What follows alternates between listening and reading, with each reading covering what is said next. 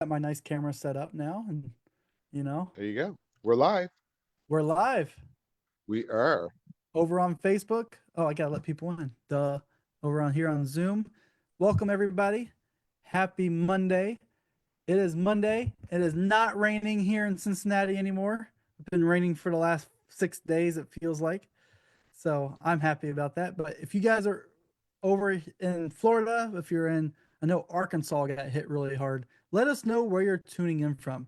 Whether whether you're over on Facebook, whether you're here on Zoom, let us know where you're tuning in from so we know what market you're in. Because not every market's a great market for real estate right now. And we want to make sure that we can help you in the right direction.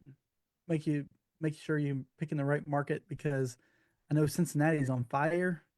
We got Tampa. Tampa, and there you go. Tampa's good. I like Tampa. Indiana. Indiana's good. I know you got lots of rain too over in Indiana.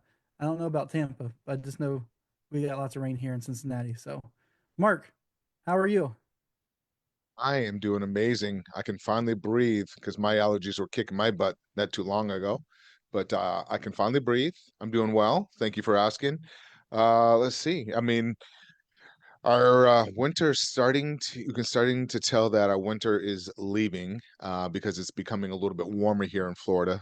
But I think somebody mentioned that they're going to be getting some cooler weather again next week. So I hate to say it, but when it's cold for you guys up there, it's beautiful down here.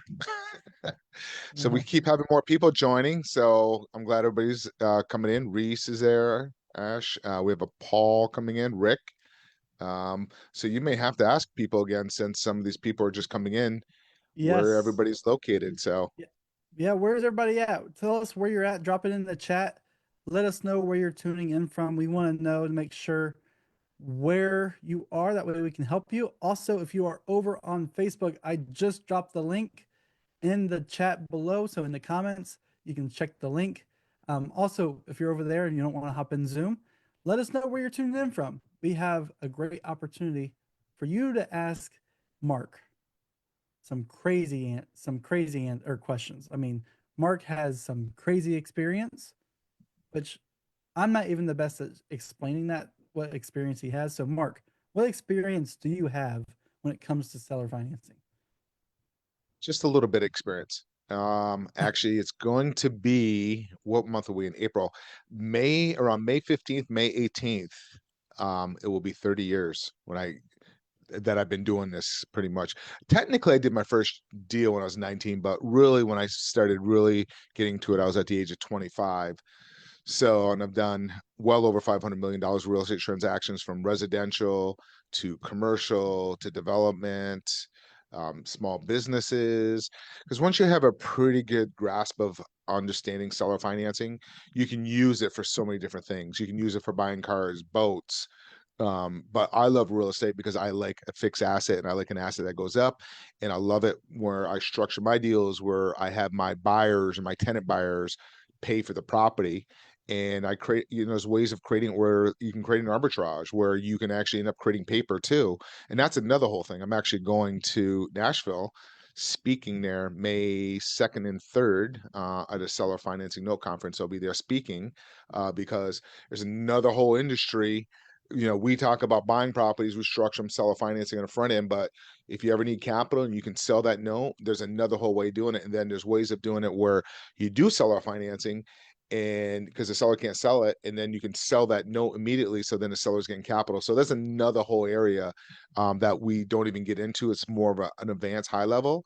Right now, I really teach people on how to acquire real estate because that's what I love. I like the passive income and just create the passive income. And in this market's great. You see what's happening in the market right now. People are panicking, if you will, and that's the best time. That's when the opportunities come about is during these type of markets.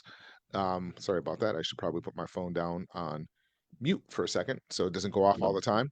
But anyways, that's a little bit about me. I've built businesses. I've had 100 on my origination mortgage business. I had 107 loan officers working for me. I had another business with 81 hard money lending. But now it's just me and a few VAs, and I partner up with a lot of people, and I'm just very selective when I want to work now, if that makes sense. So I love traveling. In the wintertime, I love being here. And then in summertime, I'm in South Florida. And then in the summer, I travel. Like the last 2 summers, well, actually, last summer I was in Lake Tahoe in Alaska, but the 2 summers before that, I was in Cape Town, South Africa for 2 summers. And before that, Portugal for a summer, Italy. And this year, I don't know yet. We've been kind of looking on maybe Lake Norman in North Carolina or maybe Portugal again. I love Portugal. Love Portugal. It's beautiful over there, especially if you love octopus. A lot of good Mediterranean food. So, and the people are good, and it's a safe country, and it's good wine. But I've been cutting back on my alcohol, but it's great. So, thanks for asking. I guess Cincinnati doesn't count, huh? I have a buddy in Ohio. How far is Ohio from Cincinnati? It is Ohio. Wait, did I say Ohio? I meant Cleveland. It's about I 4 need it hours. 4 hours. It's a ways then. Yeah. How far is Ohio from Cincinnati? I was about to say, we are in a. My mind's not my mind's not keeping up with me yet. There you go. There you go. All right. So we got Paul. He's in New England. Welcome in, Paul.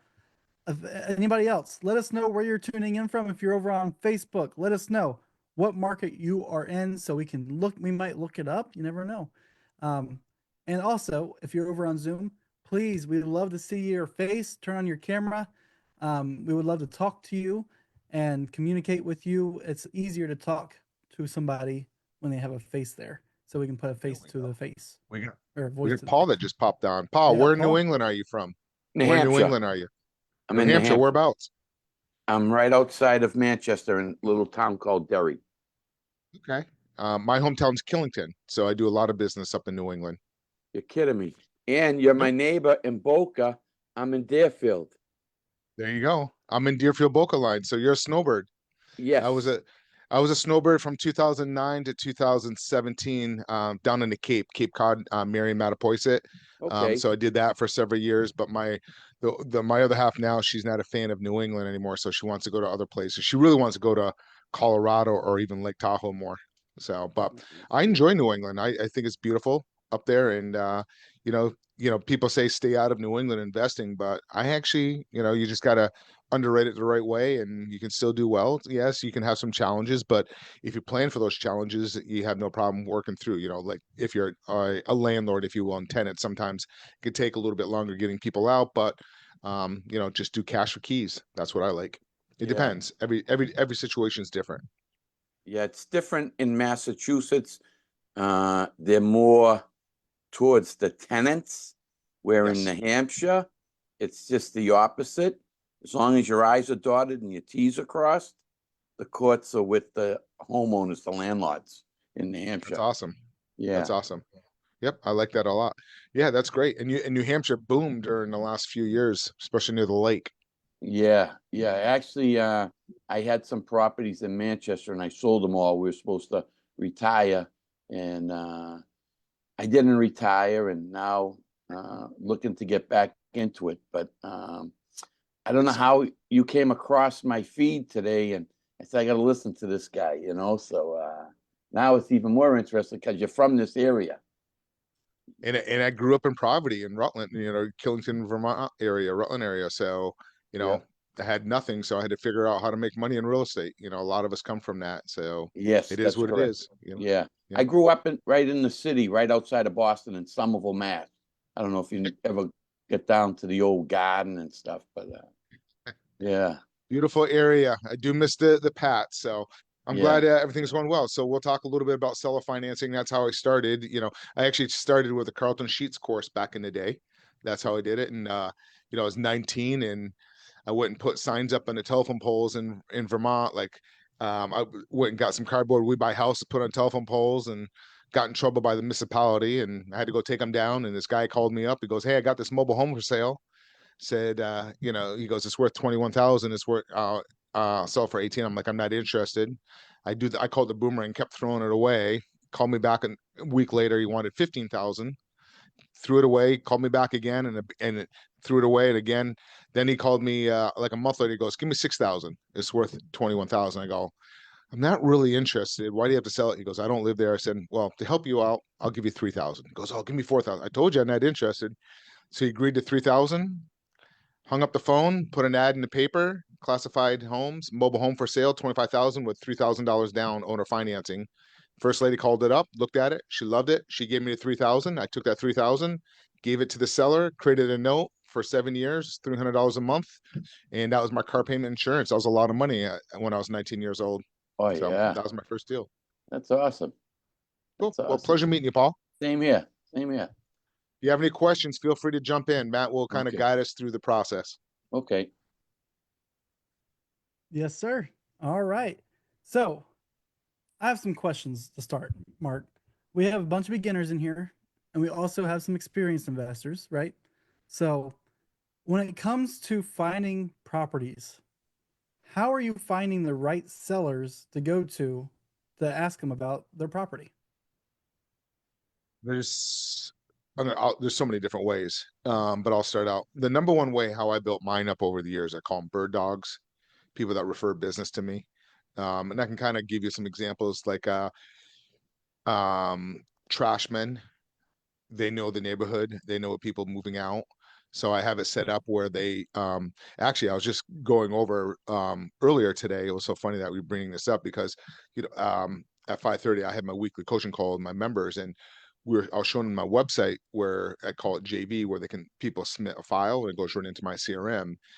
But what I do with trashmen or like landscapers or Uber drivers, they put the Zillow app in their phone, and when they're in front of a property, they click on it, they take a screenshot, and they text it, and it goes to one of my VAs. My VAs will go ahead and skip trace it and do what they need to do, and look them up. Right now, we're using Deal Machine, which is great, because it has LLCs, whatever it is on there, and they'll start reaching out and see if the seller's open to seller financing. Um, Realtors, I love realtors that work on the rental side, not the I will work on the for sale side, but the rental side's because they're used to making 1 month commission. And I tell them to call sellers that they're renting the properties and see if they'd be willing to do a rent to own. What would you be willing to rent the property to us for a few years, and then we close on it? We'll take care of the maintenance and repairs. And if they say yes, then I know they're open to some type of seller financing term strategy. So then at that point, I kind of get into it and talk a little bit more. Where I get my home run deals are hospice nurses. I was just talking to Paul a second ago. I did a deal up in Worcester, Mass, and that one came from a hospice as well. And the daughter called me up, and I ended up getting that deal with no money down, and they got 2 months no payments. And I gave them a wholesale cash offer. Well, I don't wholesale; I'll give a cash offer, and a seller financing offer. They want a seller financing offer at a 4%. So that was one way of doing it. Um, I I picked up a 13 unit multifamily with zero down, and that came from a hospice nurse. So I'm not a realtor, so I can pay referral fees. So I can pay roughly them. I pay them roughly about 2,500 to roughly 2,000, 2,500 roughly. That's what I paid those people on those things. But if the trash man that we have to trace them down, then we pay roughly about $500, $700. But the hospice nurses, they're lay downs. It's just a referral. They call me up and I just kind of go through the process. And most of the time, it's too much for them to kind of get the property ready, sell, put on the market. And especially if it's two spouses, they like what I found when it comes to two spouses, they like um, seller financing because they want passive income for the other spouse. That's what they really like. If it's not, if it's only one spouse, a lot of times the kids just want to sell the property and they want to go to Vegas. So I do it both different ways. So that's where I got a lot of my deals. Wholesalers, but wholesalers nowadays tend to be a little bit greedy on that.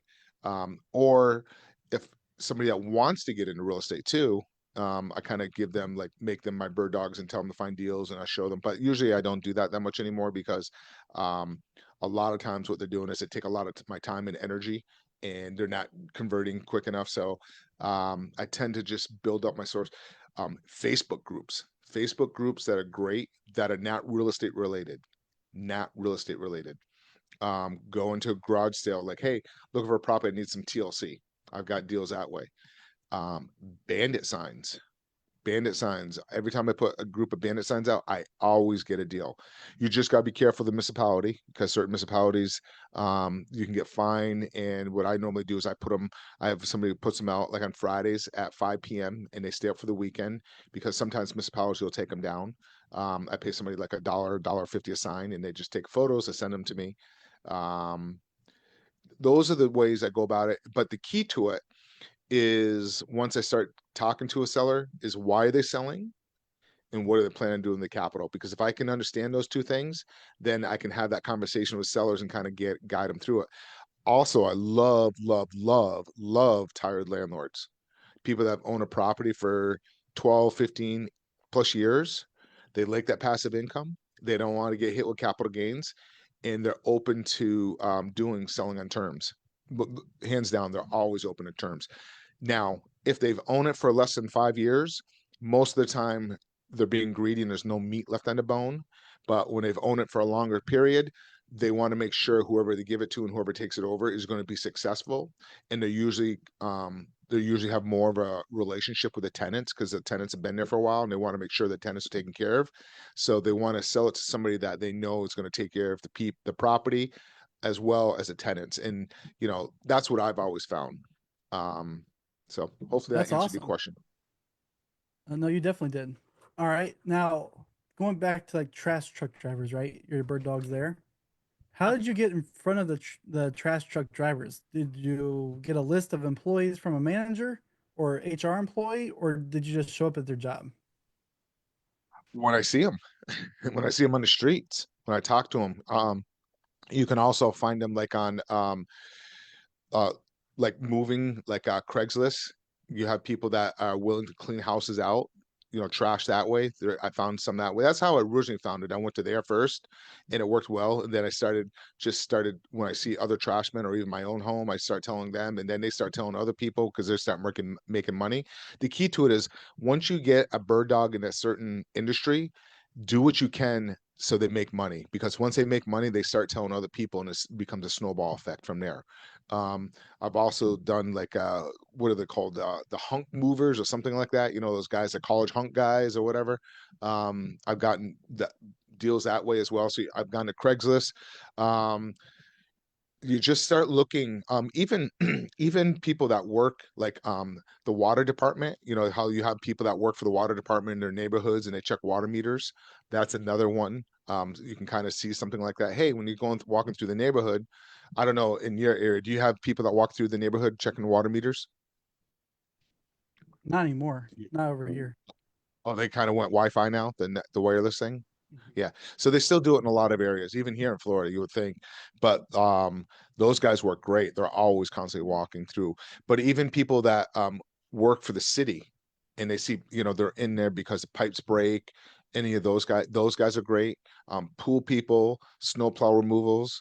Just when you start seeing people, talking to people, Uber drivers, you can jump onto like Facebook and look and type in jobs and certain like I don't know what they'll call it, sanitation. A lot of times those people don't post those jobs, but just kind of keep looking. But usually when I'm out there and I see somebody, hey, if you come across anything, give me your phone number. Then I text them and I give them the description, what I have, what I'm looking for, and then I also give them. I set up my system so they can always log into the CRM and see what's going on with the deals as well. So. I love it. Awesome. Awesome. All right, we got another question. How do you evaluate the property and how do you do your due diligence? How do I evaluate my property? My VAs. No, I train my VAs how to do it. But it's pretty, I have a deal analysis sheet that I do because I look at, I have many different exit strategies. So my exit strategy could be a subject, well, entry strategy and exit strategy. It could be a subject to, it could be agreement for deed, land contract, installment sale, novation. So it depends on the seller's needs. So we plug in all the numbers, we see what the property's worth. One of the biggest things where in seller financing, and I see it posted in my group here where a lot of people come from in the seller financing homes group, they're always posting ARV. In the seller financing world, you want to know the as is value, because you want to know when you buy a property, you're buying it after as is. You don't want to buy it off the ARV. Your ARV is when you're doing a fix and flip guy. So a lot of people are kind of falling into that loophole. So be very, very cautious of that. Because it could be a big swing. It could be a $50,000 swing if it's a house is an older home and hasn't been updated. That could be a big, big difference when you're looking at your exit strategy. So I always look at my as is value. I purchase it off the as is value. I don't, because I'm selling it off the as is value as well. Because I would sell it to somebody else that's going to do the fix and flip. You could do it yourself, but I don't. But that's how you always want to compare apples to apples.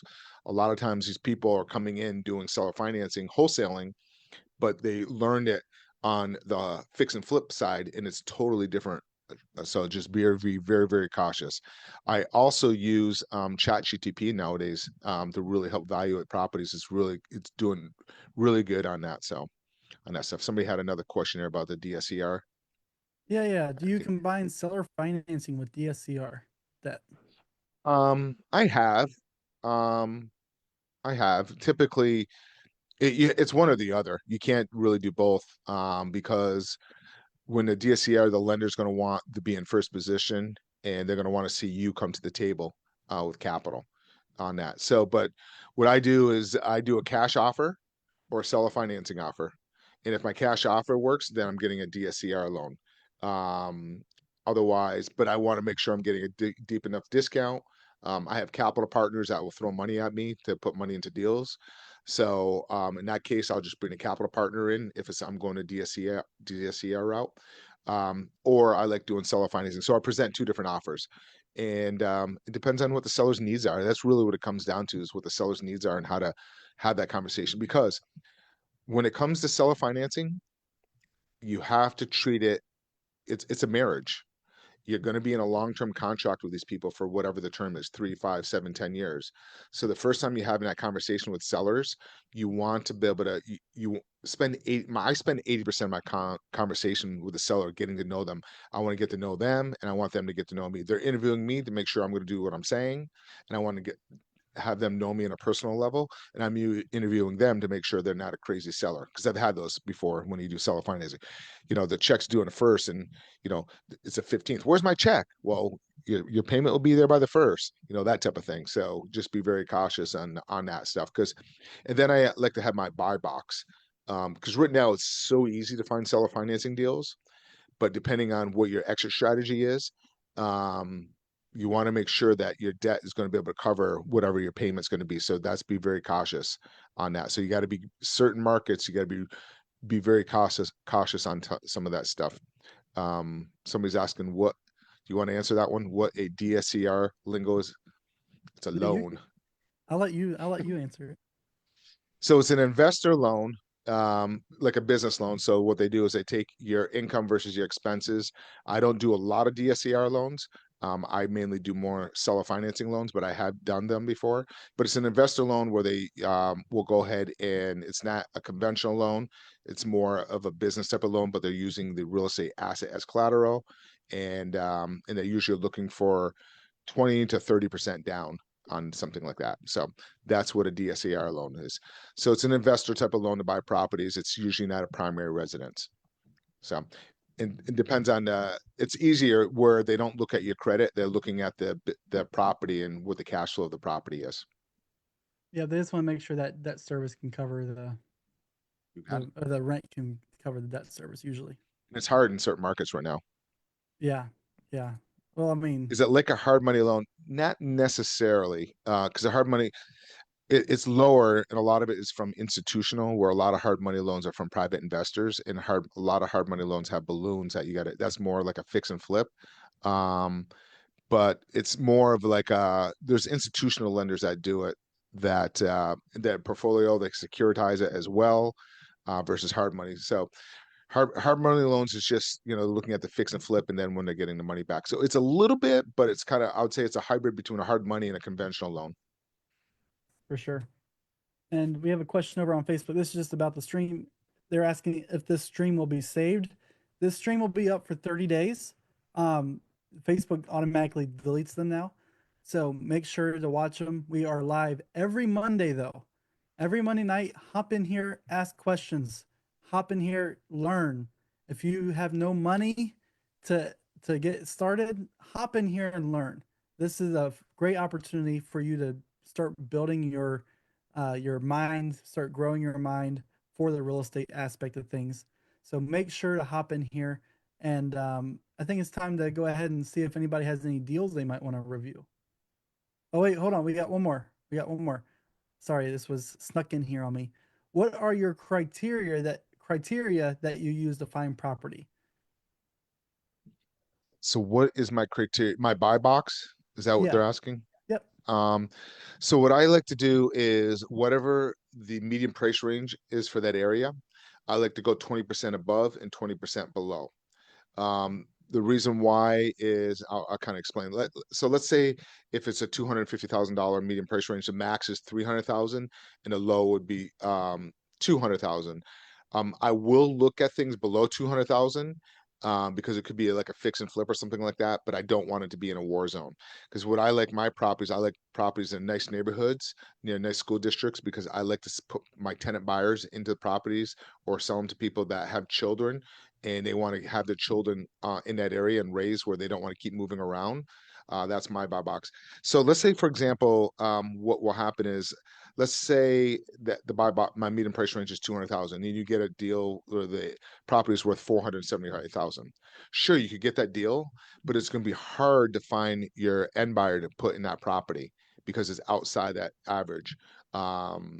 And even put a tenant into that property. So that's why I like to find a property where I'm able to move it quick as possible. And because what I like to do is I like to use my end buyer's capital to take down the deals. So I negotiate really good with the seller on the front end and get a low down payment, go under a contract, get a due diligence, and a lot of times I may have a buyer and then use my end buyer's capital to get into the property and then stay right in the middle and create that arbitrage. That's how I get in these deals with no money down, like maybe $100 and getting these deals. And so I make money in the front end because however, I try to negotiate low down payment with the seller. And then any fees, and then I try to find my end buyer's capital, but I make sure I underwrite my end buyer to make sure they make the payment, and then I create the arbitrage. I like to look for $500 a month. I like to make as much, a lot of these guys are doing assignment fees, and I make just as much on the front end in the deal, getting a down payment from my buyer and still give my sellers money and still put money in my pocket in the front end as I would. And then I make money in the back end because I'm holding it. Because typically what I do is whatever the as is value is, depending on the term, I'm usually selling it for 10% over. So I'm making money in the back end. So in an average spread in a deal, I'm making total roughly, I would say the average between 75,000 to $250,000 on a deal. Total what I'm making on this deal, where a lot of these people are just making $5,000-$10,000 when you have a beautiful deal right in front of you. I'm like, why would you give that up over 5 years? You can end up making over $150,000-$200,000 on that deal. It just blows my mind away. I mean, all you have to do is 5 deals a year. Imagine doing 5 deals a year and your average is $100,000. I mean, that's five, and you build that pipeline up. You'll be having between $300,000 to $500,000 coming in when they pay you off in the back end. And sometimes you may end up taking that property back because I also put in there, I get first right of refusal. If they have to sell that property, I get to buy it back. Possibly, I put that in my agreement too. So. All right. Awesome. And then how do you qualify what creative finance best suits? Like what type of creative finance per property? Strategy? What kind Yeah. of strategy? Yep. It really it really depends on the seller, what they're trying to accomplish. Like if a seller is in that financial distress, there's no way I'm going to pitch a subject to, hey, Mr. Seller, keep the mortgage in your name and transfer the property to me. They're going to look at me like I'm crazy. So then I'll do a different type of strategy, like an agreement for deed, land contract. But if I have to put a lot of money into a property or help bring the mortgage current, then I always want to control the deed as best as possible. But sometimes I'm controlling the deed and I'm not doing a subject too. I'll do a different type of strategy, like an agreement for deed or a land contract or even a sandwich lease option. There's so many different ways of going about it. So that will determine. But let's take Florida, for example. Even though right now, in a lot of areas in Florida, I can buy a property through seller financing, straight seller financing, but the numbers don't make sense. We just underwrote one where the PITI is $700 higher than a market rent. So what I want to do in that one, I will buy it on what's called a sandwich lease option. So I'll go under a rent to own lease option with a seller allowing me to sublet it and put my buyer in it. So whatever the market rent is, I try to negotiate the market rent about $250 below with the seller. And then I put my tenant buyer and I try to negotiate 250 above it, and I create the arbitrage of $500 a month.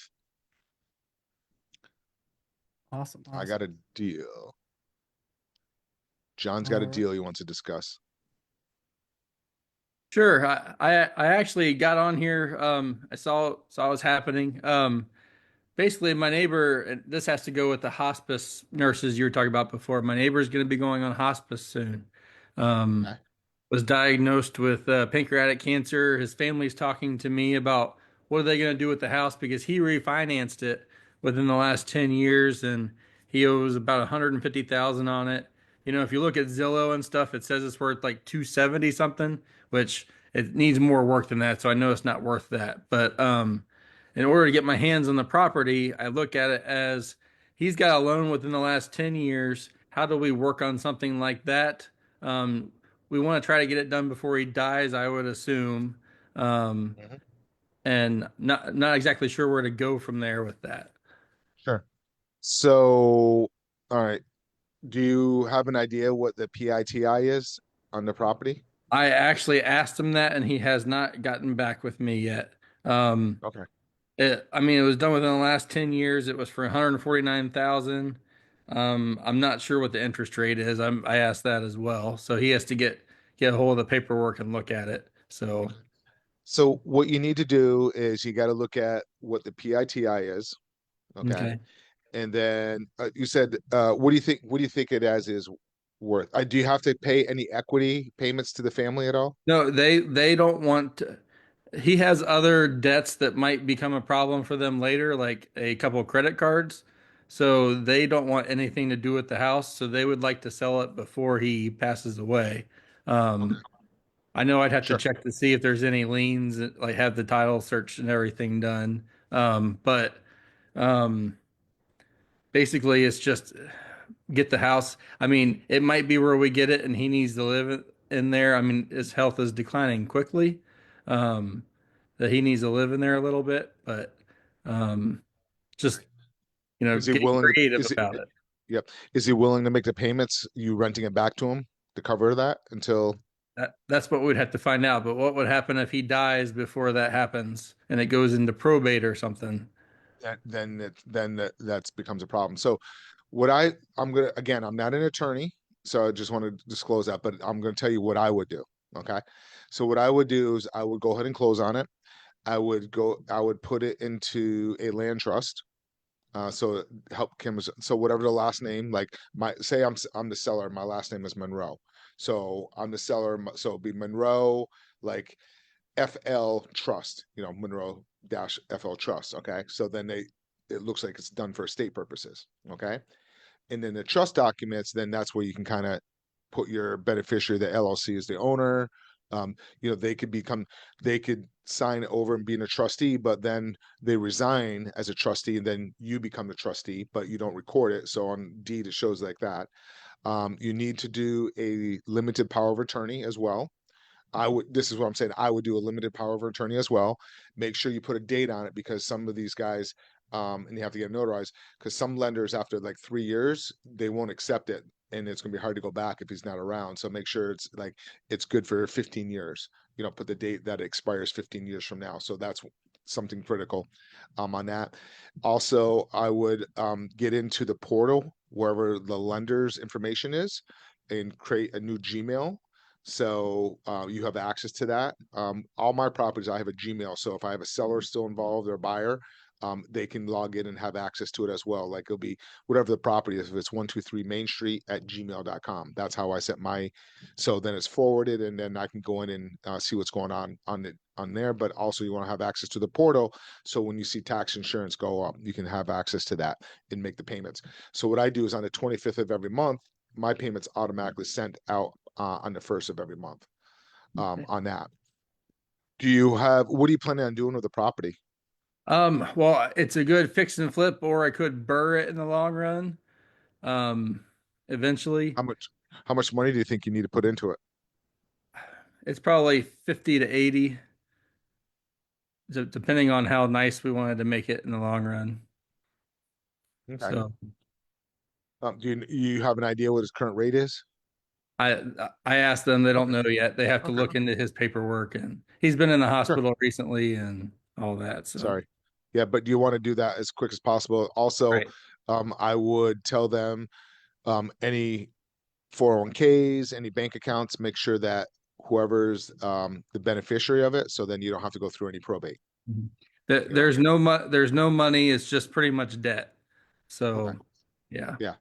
So then once he passes, then you don't even have to go through probate because he's got no assets at that point. Okay. So if we do the trust and closing of the trust, it's untouchable by the other debts that he has. Because he doesn't own it anymore. Right. Correct. Okay. Sounds good. Yep. All You right. may, in this case, you may not want his name listed as a trustee then. Right. Okay. You know what I mean? And you may not even want his name on a trust. I usually do that to avoid doing sales clause, but this case you want to, because of your situation, what I would do is probably not put in their name. I would just call it like ABC Trust, Green Mountain Trust or something like that. Right. So don't use the word land, but that's kind of how I would do it.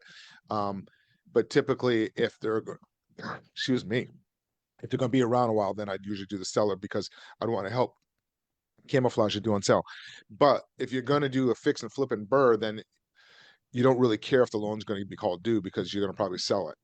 Right. If you're going to hold it, then you would probably be more concerned about it. I would probably, I love multi-cash flow. So what I would probably do is I would sell it as a handyman special, mark it up and generate cash. I'd have to underwrite it. I'd have to look at what the market rent is, look at what my PITI is, and if I can cash flow, get a nice down payment. But I mean, if you want to do the burr and fix and flip it and you want that big cash, I mean, that's an option too. Right. You have a lot of different options in there. So, but Okay. then you can kind of sell the note as well. So you do have a lot of capability, but what I would do is I would definitely do the trust as quick as possible, and get everything all situated that way. Um, that's kind of how my approach would be. Just do a contract, get it under contract, you're buying it subject to whatever the property is, and then just close on it through a trust. Okay. And Yeah. then kind of work out an agreement, even though he's still alive, you can just rent it back to him, do a lease agreement month to month or Right. something like that.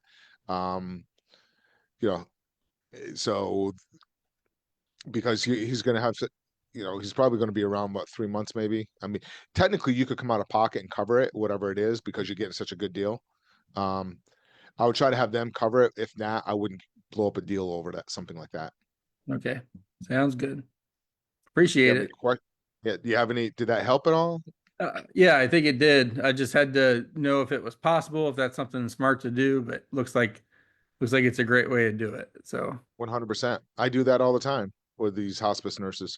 And then what I normally, then if there's equity, right, and I'm paying them monthly payments, like I was explaining before, then I suggest to tell them, put that mortgage, because they're having a mortgage against the property, put that mortgage into a trust. So if anything happens to that person, it would automatically, the payments then go to the heirs of who the beneficiary is, like their children or whoever. gotcha. Okay. Because I don't want the property to go through probate. Right. Even those people, because they, I tell them to do the same thing, make sure you have all your stuff, you're the beneficiaries on anything, if you have any debt, and then the property, they don't own the property, so it's in a trust. So then they're going to show that it shows, if it doesn't go to probate, they don't even look up the mortgage information. Okay. you know Sounds great. Usually what happens is the debt just goes off to, through the collection charge offs or whatever. Usually that's the case. Again, that's what I've seen. And again, I'm not an attorney, but that's what I've seen in the past. But I purchased properties with liens on the property before, even an IRS lien. I had one where the husband passed away 8 years ago, actually 10 years ago, but he had an IRS lien against a business. They attached it to the property, and this was up actually in Massachusetts. What happened was after 10 years that in Massachusetts, the lien automatically drops off unless they refiled it. The IRS didn't refile it, so that lien dropped off. Awesome. Okay. Cool. Well, But reach out to me if you have any more questions on that. Will do. Thank you very much. Cool. Good luck. Thanks. We got one more. We got Ryan. Ryan, are you able to hop on camera or unmute your mic and talk about your deal? Yeah, yeah. Is it cool if I drop the address in chat too? I even have You pictures want, too. are you sure Yeah. you want to put the address? I mean, Do you have if you want to take a look, as of right now, I can't even do anything with this lead. So, because I haven't learned like creative finance, any seller finance. I've only done fix and flip, wholesale before. So just regular cash wholesale doesn't work on this one. She's asking a little bit too much. The property's it's in really bad condition, so it needs this to get sold to a flipper or some type of investor. But it's just very unique property in this area where everything else is 3 bedroom, 2 baths, and this one's a 5 bed, 2 bath. So if you want to take a look at it and just, I mean, I'd be down. I don't care if anyone wants to, try and. Yeah, well, let me just ask you a few questions. Is somebody living in the property now? No, so it was a tired landlord. She doesn't live there anymore. She got the tenant out. Property is in really bad condition. It's a full rehab, probably 100 grand worth of work. I offered 330K, and that was to flip the property. But there's these newbie wholesalers that they're offering like 380, and they got it on investor lift for 385, and they're like spinning her wheels, and they've been spinning her wheels for 60 days already. She has a couple other wholesalers that are at 350. So I'm like in 5th place as the actual flipper who's gonna buy it. I'm not even gonna wholesale it. And we bought one down the street for 290 6 months ago. So it is a 5 bed, 2 bath because they added 2 bedrooms on there, but it's kind of janky. Like it's not a nice 5 bed, 2 bath. It's kind of a weird one. So it's not gonna, and especially the area is a very low. It's not a very premium area, so it's not going to get the appreciation for that extra 2 bedrooms. So it's basically going to be a 3.2 ARV. We can't give it a 5.2 ARV in that area. So ARVs maybe max 480. So it kind of works as a fix and flip, but it's just a really risky one, especially in this market. I've had a couple fix and flips where my numbers are coming short when I'm trying to sell them. So I wouldn't want to take the risk. So that's why I come in at 330, and everyone else, no one else wants to take the risk either. So, but it's Yeah. free and clear. She doesn't want to pay taxes on it. She hates paying capital gains. She does need a little bit of money right now to go and do renovations on another one of her properties. She needs to fix it. She's trying to fix up one of her beach houses. And so she needs a little bit of money, but she doesn't need a lot. So I was thinking some type of seller financing could work. I was originally thinking like if her whole goal is to not pay taxes, maybe she could take out some type of DSCR loan because they'll hand that out to anybody and cash out 80%, and then I could take over that loan for her. Technically, she's not paying taxes, right? When you do a cash out refinance, that's tax-free money. She could pull at 80%. It could be 320 potentially, maybe 310 after fees and everything. And then I just cash her out the last 30 grand worth of equity. So she'll pay taxes on the 30K, and then I'm just, taking over the mortgage. Or it could just be some seller financing installment sale direct to her, where she's just receiving payments and I just give her, some down payment that she's comfortable with. I don't think she's really been presented with a seller financing option yet. But I was just curious as Mark, what you would do. It's a full fixer upper. It could rent out for a lot if you fixed it up, and it's a 5 bed in an area where I think it qualifies for Section 8 and a lot of pad split opportunities. Yeah. For me in this market, if I'm doing a fix and flip, I'm going way below the numbers. I see too many people getting hurt in the fix and flips right now. I can't tell you how many people reached out to me that did fix and flips and they can't sell them and the hard money loans come and due. They can't even rent it to cover the debt. I'm seeing a lot of that. So if I'm doing it, I'm having my numbers way below because things come up. You have issues pop up. You don't know what the market's going to do as well. But you could do so if you buy it through seller financing, where would you get the 100K to? Are you looking to doing this yourself? Or are you looking to sell it off as is? It depends. I mean, I would like to flip it. I could, if I don't have to get hard money for it, seller financing is always cheaper. I've just never done it before. So, Wait, the it's, question is, where are you going to get the 100K to fix it up? it could come out of raising from private investors or just out of my Okay. own money. Yeah, No. you could do that. You could absolutely do that. You could also do what's called are you familiar with novations? Yes, yes. That's another option. You could Yeah. possibly do that as well. Go into contract, come up with a net figure, whatever she's going to net with, and go through that. That is another option as well, where you put the money in and then you sell it, and then whatever the difference is, that's another option. I would probably, because I'm not big, I'm not fan of fix and flips, especially depending on the market, but I would probably put it under contract and bring it to a buyer, and then maybe create another note for my difference through a seller financing as well. So what I normally do is I usually mark mine up a little bit. So whatever you negotiate there, then you got to mark up. So you have to go through your numbers and really kind of play around with it. But if you know a buyer or somebody that is good at fixing stuff, sometimes if it doesn't need a lot of work, I'll sell as is as a handyman special, but this is a full rehab, so it's a little different. And you probably have contacts of somebody, like you said, split pad might be a great opportunity on that one. So you do have some options. What I always do is I throw a cash offer like you did there, 330, or then maybe you do a seller financing offer like at the 350, 360. You said, because you said it's only going to be worth 480, Yeah, but your spread's really not, you don't really, even at a seller financing, you don't have a big spread there. I mean, at the yeah, end, it's after you put tough. the 100K into it, you know what I mean? Yeah. So what I would do on this one, how long's it been on the market? It hasn't even been on the market. It's for sale by owner. So How long she been trying to sell it for?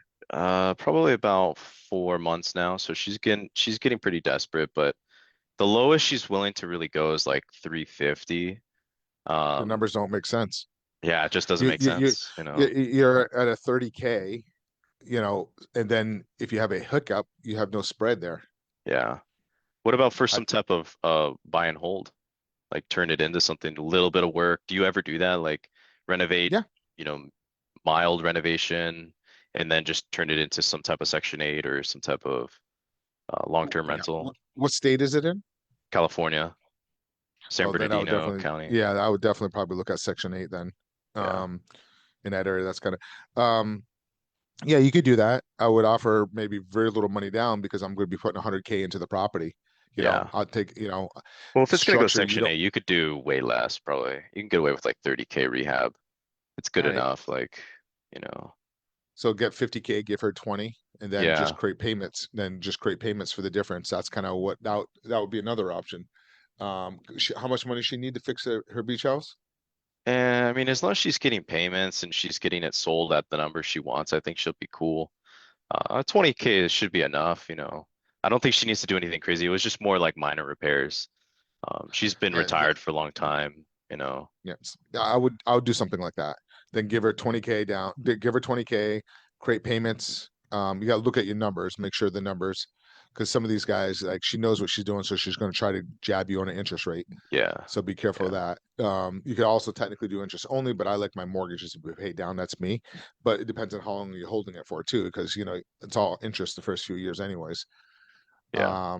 So you do have quite a few options there. Does it sound like I a would deal just you'd want at all, or you'd want to assign to one of your buyers that you know, or we could work together on, um or not I really? don't yeah, I'm not a big fan of California. I have a Yeah. lot on my plate at the moment. I'm taking down a large mobile home park at the moment, so it's really Mhm. taking a lot of my time and energy. But you You do have some opportunities. Just kind of talk to her, see, okay? give her a couple options. But the key to it is she's going to do business because she likes you. So you need to spend Yeah. about really get to know her and her get to know you, because she's going to do business because she likes you, because Yeah. you know what you're talking about. Otherwise, she's just going to look at the numbers. That's what a lot of times what they go with. They just look at the numbers. But when it comes to seller financing, it's a marriage. So they're going to want to, and then you can Yeah, she also likes me like, because I've been the only one who's been truthful to her about all the wholesalers. Because I mean, I've wholesaled before. You know, I like wholesaling.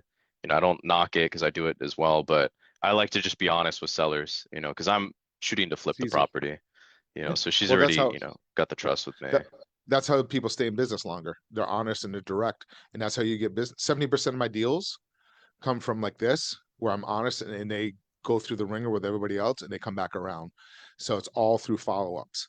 So I've had deals come back like 15, 18 months after I talked to them in a situation like this. So you have a good follow-up system. So have them be direct, tell them a little bit about yourself, your credibility, how long you've been, and some of the stuff you've done, and tell them a little bit what you do and what you would do. And because they want to make sure if they're doing seller financing that they don't want to take that property back. They want Yeah. that passive income. And I always tell them, oh, well, how do I know? Well, quite frankly, in 5 years, you want me to default. You get that property back and pay it down, but I would never do something like that. I have a great track record on something like that. And I tell them, check me out, look me up, or whatever it may be. But that's kind of where it really comes down, and just really get to know them, get to know the dog, the children, everything about them, and have them get to know you. And it's all about relationship, and they're going to do business with you. So it sounds like you might be able to get the deal. It's just at what point her pain, when she's just Yeah. frustrated. It's all the timing at this point is the pain. Last question for you, Mark. Do you have any contact in California that you would like partner on a deal like this? Like I could bring it to them because honestly, I don't even know how to structure any of the paperwork or even where to go, or like a transaction coordinator that you recommend. I don't touch transaction coordinators. Okay. They don't know what they're doing. No offense. Yeah. Unless they've been in a business for quite some time. I mean, I Yeah, see yeah. transactional coordinators giving some advice, and I'm like, oh my Yeah. God, you guys are giving some legal advice, and it's wrong. Yeah. So, but hit me up afterwards. Maybe we can jump on a call Okay. as well. Cool. But Matt will talk a little bit. I do have a program that I work with people as well, so that might be something you might want to think about as well, because we do have a community, and I do have a couple people out in California that's in my community as well. So we can Definitely. talk a little bit about that as well. But I'm glad you Appreciate it. jumped on. Yeah, Thank you so how long you been much. doing? How long you been is this your full time? You do this 9 to 5 Yeah, or? yeah. But I kind of had the same kind of upbringing as you. Like I started in wholesale, did a few deals, and then I went to the lending world, became a mortgage broker for 2 years. And then now I'm back focusing fix and flip and wholesale. And this past 2 years have been like phenomenal for me. But now it's starting to slow down. And so I'm like, okay, I need to start learning the seller financing because it's something I've been Yeah. putting off. Yeah, So with your background, you'll pick up on this stuff real quick. yeah, appreciate it. Yeah. Thank you so much, Mark. I'm reading your book right Oh. now too. So Oh, appreciate it. Hopefully it helps. If you have any questions, let me know. Pleasure Thank meeting you, you. Ryan. All right, real quick, just since you mentioned it, Mark does have a mentorship, so you get to learn from 30 years of experience of and $500 million worth of deals done in seller financing, creative financing, sub two, whatever you want to call it. Now, like Mark says, not every property is good for sub two. So you need to be able to diversify your strategies. Just like everybody's saying you need to diversify your stock market, you need to diversify your strategies as well. So make sure to hop in and learn more about seller financing. There's more than one way. It's not just sub two. There is tons of different ways. There's like 6 or 7 that I can think of off the top of my head that can be utilized right now. So I'm going to drop a link in the chat. This is for you to schedule a call with one of our team members, and we'll let you know. We're going to like kind of ask you some questions, see if the program's a good fit for you. We want to make sure that we can fully help you out and help you succeed. There's no sales pressure on this call. It's literally just a few questions to see if it's a good fit for you. Then you'll schedule a call with either me or Mark after that. And then from there, we'll see if we can get you in the program, see if we can get you rocking and rolling. So I just dropped it right there in the chat over on Zoom. We've dropped it over on Facebook. There we go. Bam. All right. And I do want to say something on it. It's nowhere near the price of all these other guys out there, just so you guys are aware of that. I mean, some of these guys are crazy on some of the price points. No offense. Yep. But just to give you a heads up, it's nowhere near, it's a fraction of what everybody else is. But the only reason why I did this, because I used to do more of a JV type of situation with people. And I changed it where some people have monetary expense involved in it. So if people have a little bit of monetary money involved, then they're going to take action a little bit. But I really want to see people be successful. And then as you're out there and you come across mobile home parks, look me up because I buy mobile home parks. There you go. And I got John more info thanks to Deal Machine. So Deal Machine has come through, given us some loan information. Oh, he did get it? Yeah, we found out it's 4.72% for 145,000 left over on it. And it looks like he did it within the last few years, so there's still 18 years left on the loan, but it's 145,000. Deal Machine says that it's worth what was it? 316. 316. Okay. It's But not that's- worth that- 316 in its current state, but Okay. It'd probably be about 350 ARV after everything's done. But I did also get information that he does have another personal loan through the same bank that he is financing the house through. So that would maybe give them information that he died if the other loan is a problem. Yeah. For the How much is nuance that stuff, personal loan? How like much is that 20, personal loan? like 20 or 25 grand. I would probably add that into your numbers then. Yeah. Treat it And like a second mortgage. yeah. They thought that it was on a car thing that he did, but it might be attached to the mortgage. Even we don't see it anywhere, but you never know. But Does it give the mortgage payment roughly in it's there on the deal machine? Do you know? estimated at 1,018, but I don't think that's including the taxes. Right. Correct. And probably insurance. Do you know what the market rent is? Um, things that I've been looking up right now is like 2 grand. You Okay. can probably get more than that. I think it's probably closer to 2,300. But Yeah, you have some options there, and then probably the 20,000. Do you know what the mortgage payment is on the other mortgage? I, The I other don't loan? I don't Yeah. know. I because it's with the same bank, I would just treat it as a second and make payments on it and then add that into it because you're getting enough equity spread in there. You can tack on that 25 Right. Okay. because then yeah, you're right about that. It was a good point on that one. That Yeah. he Because we can't hide one from the other. If they know he died on the one, they're gonna know on the other. So yep. So I would just have I would get login portal on both of them.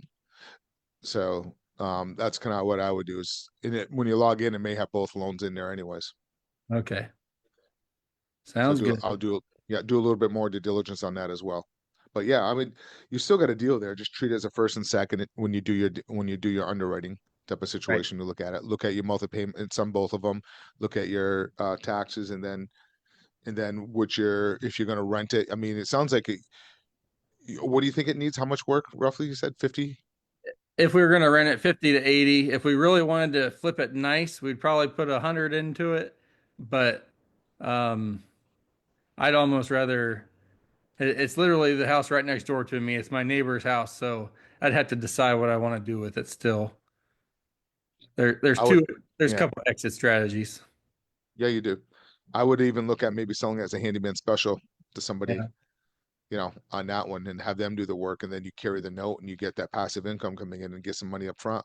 That's me. I have to look at it, run through the numbers and see what my monthly cash flow is and then what my spread would be in the back end, structure it where they have to pay it off in 5 years. Because that's where the majority of it, because I sell it for 10% over the appraised value or the art what and I need to make sure when they go to refinance it that there's going to be enough equity and that's why I usually like the 5 year mark. When the market was going crazy there, I would do it usually like 3 years, but with the market the way it is now, that do 5 years type of situation. Um, even though that if I sell it as a handyman special. So Right. I would probably sell as a handyman special, an agreement for deed type of situation. Had the deed sit in escrow so it doesn't get recorded, so that doesn't trigger the due on sales clause. That's kind of how I would do it. And then tell the person at the end of the term, then the deed gets, then it gets recorded at the end. Agreement for deed, land contract, however you want to call that. That's how I would probably do that one. But I would have to look at the numbers and how you could try to, you know, if you have your contacts and you can get the work done cheap yourself, that's great. Otherwise, and that's the other reason why a lot of times I sell it as a handyman special because it might be outside. I do business nationwide, so I may not have contacts and good resources on the ground. That's why I sell it as a handyman special. If I have good contacts and I can get it done cheaper, then I might do it that way. Right. But I usually tell people, um, as a handyman special, hey, normally I'm going to be fixing this property up, but I'm going to be looking for $60,000-$70,000 down. But if you're good with the hands and you can fix it yourself and you want to do it, you might be able to do it. I'm anticipating, it needs about $50,000-$60,000 worth of work, but you might be able to get it done for 30. So instead, I'll take $15,000 down. So you make money on the front end. They have some skin in the game, and then they do the payments. But then what I would do is whatever that difference is, like say it's 50,000, I would create another note for $50,000, whatever they're going to do. So if they don't do the work, you record it and say, hey, I have, you record it. So then if you have to take the property back, they don't get any of the equity difference on that. But if they do the work, then they show and I get an inspection done, then I go ahead and waive that second mortgage or Yeah. that, whatever that note is. Does it make sense? Okay. Yes. So incentivizes them to make sure the work's getting done. Right. Sounds good. Oops. Awesome. Sorry, Alexa's going off in the background. Well, we can't hear. You're good. That's all right. Oh. Well, thank you very She much. set me a She set me a reminder. I got to bring my bicycle in. I have an e-bike and I'm charging it. There you go. All right, guys. We appreciate everybody hopping on here. It is 8:30. Our hour is up. Mark, you want to answer anything else or? No, You this is done? great. I mean, a lot of great questions. I love it when people jump in here. That's kind of why I love going to the seller financing note conference because it's very high level and I love these type of stuff like John's deal and Ryan's deal. Both of those are really deep and creative. And I love that stuff. I love it when there's a challenge to try to figure it out and make it a win. So it has to be a win. The bottom line is when you're doing these type of deals, has to be a win for the seller, has to be a win wherever your exit strategy for your buyer, and then a win for you to make some money in the middle. So it needs to be a win for everybody. If it's not a win for everybody, then it doesn't make sense. So, Oh, for but sure. That's the one in Great. Nashville, right? You're talking about yes, the no buying one. Would that be beneficial for someone who's going to be originating those notes? Or only yeah. buying more? Both. You can learn a lot because then if you're originating, then you have access, a lot of connections to your, to be able to sell notes in secondary market if you want to. Because there's another strategy. I know a lot of investors, what they do is they buy through seller financing, they structure the notes as an 80-20, and then they sell the first off, hold the second, and then they sell the first off, they use that capital to buy more real estate. Would you recommend that meetup for someone who's like super new to the note buying world, I or would do you have to probably have a wait. little bit of experience? I would wait 1 year. Yeah. I would go next year, Because I probably. heard about it, I Get was like, it sounds cool, but I think it's a little bit too far for me. Like, your head would spin a little bit. yeah, You would yeah. be, get a couple deals under your belt, get some stuff going, have a good understanding, and then once you master that, then you go to that next phase. That's Yeah. kind of what I would recommend. Appreciate it. Thank you. Awesome. Cool. Sweet. Well, I think that's it for tonight, right, Mark? You good? It is. I love All it. right. Hopefully it was forget this- good. Go out there, get your contacts, start picking up the phone and making sellers and put your systems in place. That's really the bottom line. The more offers you make, the more the bottom line is you guys are taking action. A lot of times people don't take action. That's one of the biggest things. They just sit there, they don't take action. But everybody in here today that was speaking, everybody here is action takers. You can tell. You guys, you got deals. You're talking about deals, and you guys are action takers. So great job. Yep, for sure. And if you want to learn more about learning more from Mark, the training Mark provides, go ahead and click the link, schedule a call. We got Reese. You'll hop on a call with him. He's actually, I think Reese is in here. Yep, Reese is in here. So hop on a call with him. He'll ask you some questions to see if it's a good fit for you. And then you'll move on to either me or Mark, and we'll talk to you and get things rolling. So go ahead and schedule a call, and we'll see you guys. We're here next Monday too, right? So see you Monday. Appreciate it. Thanks, guys.